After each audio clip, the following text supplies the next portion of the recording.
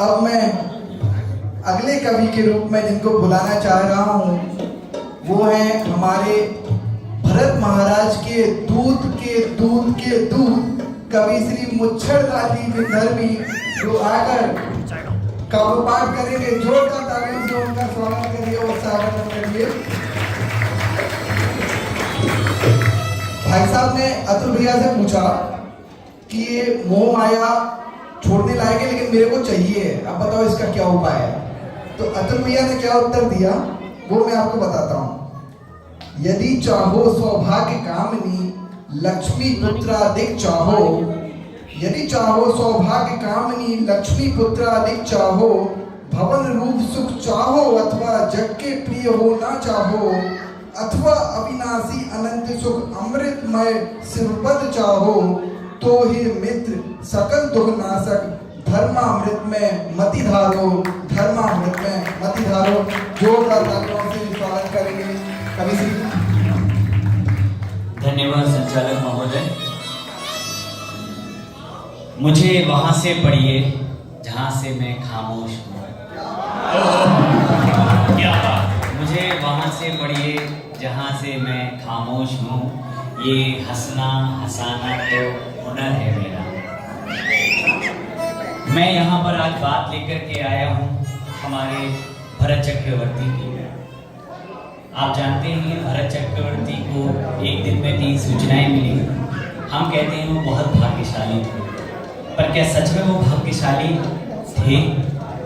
पुत्र रत्न की प्राप्ति, चक्र रत्न की प्राप्ति और तीर्थंकर ऋषभदेव को केवल ज्ञान की प्राप्ति। लेकिन उस भरत के अंतर मन में क्या चल रहा था, दादा की कविता से लेकर के आज मैं आपके सामने रख रहा हूँ। समोशरण 6-6 घड़ी दिन में 3 बार दिव्य ध्वनि खिलाता है, लेकिन भरत अचानक आज रात आई और दिव्य ध्वनि असमय घिरने लगी।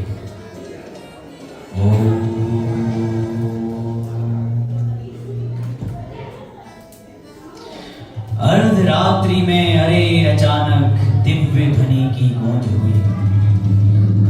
दिव्य ध्वनि सुनने को मिलकर सारी जनता असमय में आई भरतराज, असमय में दिव्य ध्वनि गूंजी।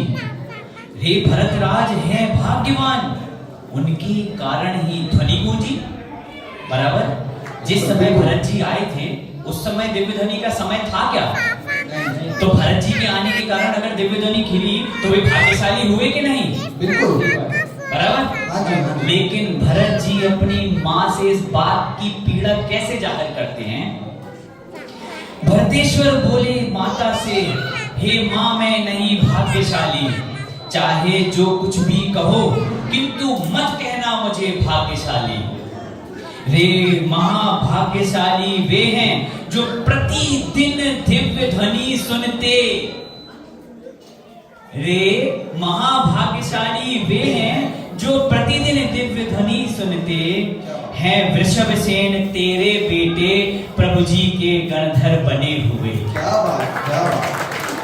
किंतु अभागा बेटा यह, किंतु अभागा बेटा यह तो कहीं भी कभी नहीं जा पाता। दिन में तो समय नहीं मिलता, इसीलिए रात में आता। मेरे कारण यदि असमय में भी दिव्य देशना प्राप्त हुई, कैसे हो गया भाग्यशाली, तुम ही बोलो मेरी माई। वास्तविकता में ये हमारे जीवन का भी सत्य है कि हम क्या अपने आप को इन 10 दिनों में यहाँ आकर के एकत्रित होकर के 10 लक्षण मनाने से अपने आप को बहुत पुण्यशाली और भाग्यशाली तो नहीं समझने लगे? या हमारा कर्तव्य था रोज मंदिर जाना, रोज स्वाध्याय करना? विचार कीजिएगा। लेकिन हमारी ऐसी दशा क्यों हुई? हमारी ऐसी दशा क्यों हुई उसके बारे में हमारे पंडित अनुभव जी ने एक कविता लिखी है, जिसके बारे में मैं आपको कुछ लाइनें सुनाना चाहता हूँ। सुनाइएगा। मैं समय से चल रहा हूँ जी, बिल्कुल पढ़नी पर है आप, बिल्कुल। तो इसके बीच में एक बात जरूर बोल देता हूँ, क्योंकि अभी हम आधुनिक जीवन और आध्यात्मिक जीवन की बात करने जा रहे हैं। तो एक शायर का शेर है, इंसान कितना ही अमीर क्यों ना हो जाए, वाह वाह वाह वाह, तकलीफ बेच नहीं सकता और सुकून खरीद नहीं सकता। क्या बात, क्या बात। तो सुनिए, जितनी नजर उठाकर क्या जितनी दूर तक देख पाता हूं, कौवे को काला, अरे इस तरफ हाथ करके किसी को कह नहीं रहा हूं, तो मेरा हाथ ऐसे हो जाए।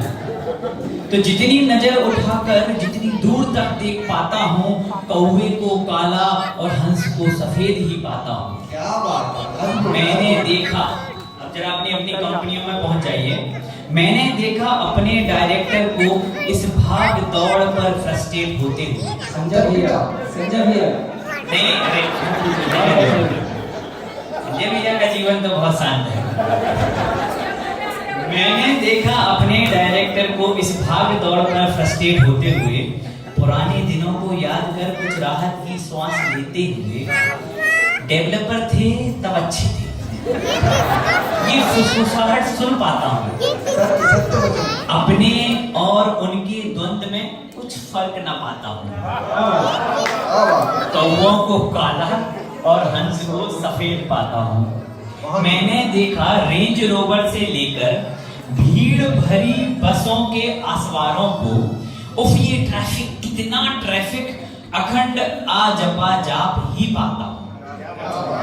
देखा उस बारिश में टपकती हुई छत वाले घर की समस्या को, आलीशान बंगले भी देखे, रोना वही, कुछ तरीका बदला हुआ पाता हूँ।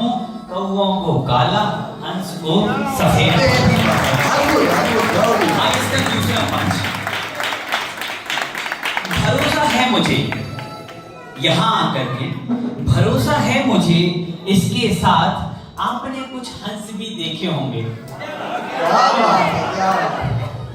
जो अंदर के क्षितिज पर उन्मुक्त उड़ान भरते हैं, अपने निरंस हंस वंश को ध्रुव दृष्टि में धरते हैं।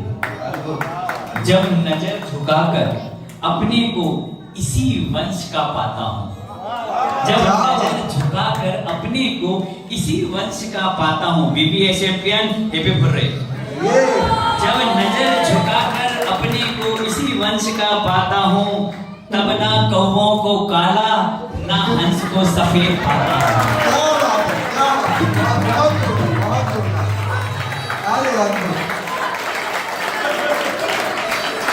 आखिरी पद है, क्योंकि कौवा और हंस क्षण मात्र की स्थिति है, एक मोह कालिमा, दूजी ज्ञान ज्योति है। दोनों ही स्थितियों में कुछ है जिसे हूबहू सुरक्षित पाता हूं। दोनों ही स्थितियों में कुछ है जिसे हूबहू पाता हूं। हे देव, आपके दर्शन से ही, हे देव, आपके दर्शन से ही इस अद्भुत दर्शन को गुनगुनाता हूं।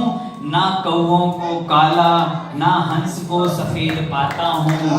जितनी दूर नजर उठाकर देखूं, खुद को खुद में पाता हूं। बहुत बहुत धन्यवाद।